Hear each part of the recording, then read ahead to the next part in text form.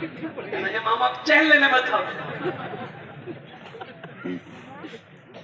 इमाम साहब ने मस्जिद के बगल में वो बेचारे थे,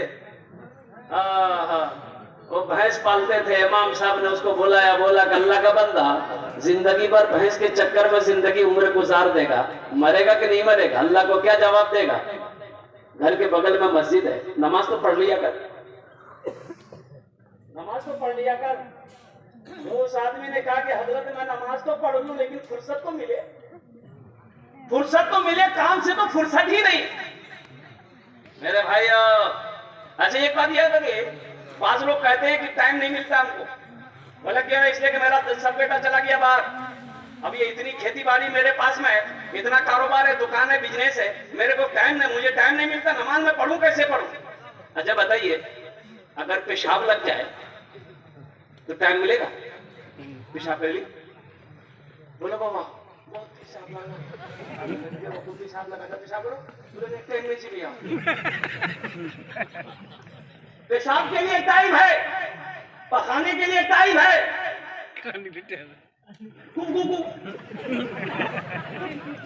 तो चलते रहता, वो जितना ज्यादा सब फैक्ट्री कम।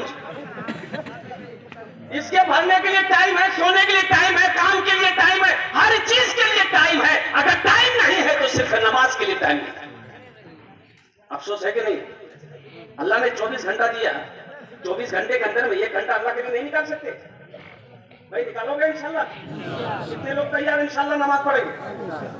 नमाज के बोलो ना काज আছে, काज के बोलो আমার নামাজ আছে, নামাজ के बोलो ना काज আছে, काज के बोलो আমার নামাজ আছে। नमाज को ये ना बोलो कि मेरा काम है, काम को बोलो मेरा नमाज है। पहले मेरी नमाज है, पहले हम नमाज पढ़ेंगे फिर काम करेंगे। अरे काम तो बाद में होता रहेगा लेकिन नमाज नहीं मिलेगी। जो नमाज कज़ा हो जाएगी सारी जिंदगी उसकी कज़ा पढ़ते रहोगे, लेकिन जो सवाब उस वक्त मिलना था वो सवाब नहीं मिलेगा। इमाम साहब ने उस आदमी को समझा, अल्लाह का बंदा नमाज पढ़िए, भैंस के चक्कर में पूरी जिंदगी गुजार देगा, नमाज पढ़। कि बोले मौलवी साहब नमाज तो पढ़ो लेकिन कुछ फायदा है तभी। बोला फायदा होगा, नमाज पढ़ोगे ना ये तेरी भैंस जो है ना दूध ज्यादा देगी। बोले है पढ़ो। बोला कल फजर से तैयार हो, मस्जिद समझ पहले नहा धो के मस्जिद 4 बजे पहुंच गया, 5 बजे अजान हुई, नमाज पढ़ा मस्जिद में और नमाज पढ़ के घर गया। आई तफाकत गई, वो जब घर पहुंचा दिया भैंस मर गई। हो देखो आदमी नमाज शुरू कर लगने भैंस मर गई। दौड़ा दौड़ा भागा आया इमाम साहब, बोला इमाम साहब गजब हो गया। बोला क्या हुआ? बोला देखिए अब ये फजर पढ़ के गए ना, वो भैंस एक मर गई। तो इमाम साहब ने कहा कि अल्लाह तुम्हें आजमा रहा है, सब्र कर, अल्लाह आजमा रहा है। बोला कोई चिंता नहीं, हम सब्र करते हैं। जोहर की नमाज पढ़ा, डर के आ रहा था मस्जिद, कहीं दूसरी भैंस ना चली जाए। जोहर की नमाज पढ़ गया, इत्तफाकन की दूसरी भैंस मर गई। फिर भागा बोला इमाम साहब का सब हो गया। बोला क्या हुआ? बोला दूसरी भैंस मर गई, अभी तो 3 नमाज और बाकी है। इमाम साहब ने कहा कि अल्लाह तुम्हारा इम्तिहान ले रहा है, सब्र से काम लो, इम्तिहान ले रहा है। और बेचारा घर आया, बड़ा अफसोस कर रहा था। देखो भैंसी बच्चा, भैंस जो मर ले, वो भैंसी बच्चा का बहुत चिल्ला रहा था, परू क्या बोलते हैं, परू, वो खूब चिल्ला रहा। तब ये परेशान होकर बोला तो हो चिल्ला रहा है, ये तो 2 वक्त का फर्ज पढ़े 2 चली गई है, अब तोरो लिए हमारा फर्ज नहीं पढ़ना, खाली 3 नफल पढ़ो नहीं। नमाज के बोलो ना काज আছে, काज के बोलो আমার নামাজ আছে, नमाज के बोलो ना काज আছে, काज के बोलो আমার নামাজ আছে। इंशाल्लाह एक बात याद रखना, अल्लाह ने रमजान का अहकाम जमीन पर जारी किया, अल्लाह ने हज का अहकाम जमीन पर जारी किया, अल्लाह ने सदका खैरात का अहकाम जमीन पर जारी किया। लेकिन जब नमाज की बारी आई, अपने प्यारे महबूब जनाब मोहम्मद रसूलुल्लाह, सारे लोग बोलो सल्लल्लाहु अलैहि वसल्लम को अर्श पे बुलाया। कहाँ बुलाया? सारी बातें हो गई। और मेरे बच्चों सुनो, ये जो आसमान है ना, जमीन से लेकर पहले आसमान तक जितनी दूरी है, ओ दूसरे पहले आसमान से दूसरे आसमान तक की भी उतनी दूरी है। कहता आसमान है, बोलो कहता आसमान है, 7 आसमान है।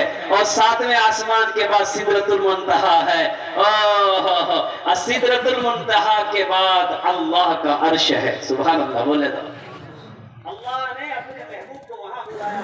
गुफ्तगू हो गई, लौटने लगे। अल्लाह ने कहा मेरे महबूब तोहफा लेते जाइए। कहा कि अल्लाह क्या तोहफा? कहा कि 50 वक्त की नमाज लेते जाइए। अपनी क्या वक्त अपनी या 50 रहता है। 6ठे आसमान में हजरत मूसा अलैहिस्सलाम से मुलाकात हो गई। मूसा अलैहिस्सलाम ने कहा या रसूल अल्लाह क्या मिला? कहा कि 50 वक्त की नमाज मिली है। बोले अल्लाह जाइए कम करवाइए, अल्लाह से कम करवाइए। मेरी उम्मत के ऊपर में 2 वक्त की नमाज फर्ज थी, असर और फजर। बनी इस्राइल के ऊपर में 2 वक्त की नमाज फर्ज थी, असर और फजर। फिर भी मेरी उम्मत नहीं पढ़ पाती थी। ये 50 वक्त की नमाज है, कम करवाइए। अल्लाह के रसूल गए, या अल्लाह कुछ नमाजें कम हो जाती। अच्छा मेरे महबूब 5 वक्त की नमाज कम कर दिया। लौटे, कितनी रह गई? 45 रह गई। मूसा अलैहिस्सलाम ने कहा या रसूल अल्लाह कितनी कम हुई? बोले 5। बोला फिर जाइए। और फिर गए अल्लाह के रसूल सल्लल्लाहु अलैहि वसल्लम। अल्लाह ने फिर 5 कम कर दी। वे कितनी रह गई? बोलो बोलो कितनी रह गई? 40 रह गई। तो हजरत मूसा अलैहिस्सलाम ने कहा या रसूल अल्लाह फिर जाइए। 9 बार गए, अल्लाह के रसूल 9 बार गए। तो कितनी नमाजें कम हो गई? बोलो भाई कितनी नमाजें कम हो गई? 45 कम हो गई। कितनी रह गई? 5। तो मूसा अलैहिस्सलाम ने कहा या रसूल अल्लाह कितनी कम हो गई? बोले 45 कम हो गई। बोले कितनी रह गई? बोले 5 रह गई। तो मूसा अलैहिस्सलाम ने कहा कि एक बार और जाइए, एक बार और जाइए, एक बार और जाइए, एक बार और जाइए, कुर्बान जाओ। वो लोग जो नमाज नहीं पढ़ते हैं वो यही समझ रहे होंगे क्या हा एक मर्तबा और चले जाते, एक मर्तबा और चले जाते, ये नमाज कम हो जाती। मेरे नौजवानों, मेरे बच्चों, मेरे बुजुर्गों, मेरी माँ बहनों, नमाज किसी भी हालत में माफ नहीं है। नमाज किसी भी हालत में माफ नहीं है। आज हमारी मस्जिदें खाली है। अफसोस इस बात की है कि अजान की आवाज मेरे कानों से टकराती है, लेकिन हमें मोबाइल से फुर्सत नहीं है।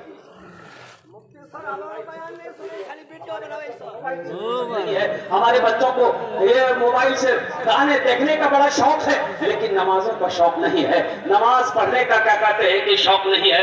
इसलिए मेरे बच्चों मस्जिदों को आबाद करो।